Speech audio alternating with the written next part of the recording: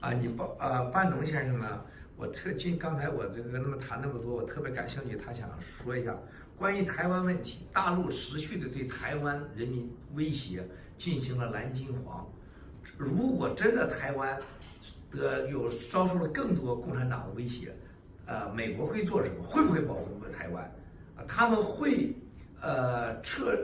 派兵，或者采取各种可能手段去支持和保护台湾人民吗？Mr. Bannon, we appreciate our discussion.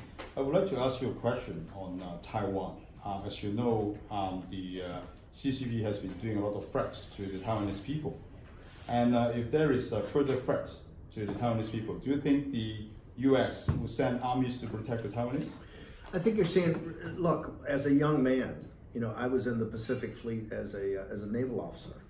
And I pulled into Taiwan many, many, many times, right?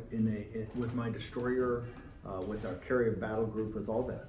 And back in those days, we had a very upfront military and strategic relationship with Taiwan.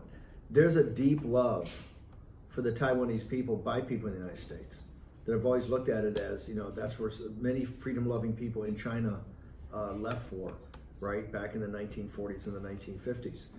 I think Taiwan has tremendous support among the American people. And I think what you're seeing today, for your audience in China, I think what you're seeing is that you're seeing a lot more activity of these carrier battle groups. We now have 2 carrier battle groups that are, unlike under Obama and even under Bush, did not go through the Straits of Taiwan and then down to the South China Sea and through the Straits of Malacca. You have active participation now of these carrier battle groups, and they're also going there in what is used to be called under Obama it was safe passage, where they wouldn't have their radars up, they wouldn't have their fire control radars. Now in these carrier battle groups, with all the cruisers and submarines and destroyers that they bring, are going through really in a much more aggressive way. That is not aggression against the Chinese people, right? What it's telling is the CCP, right, which is kind of this gangster mob that enslaves the Chinese people and is trying to enslave the people, the free people of Hong Kong and Taiwan.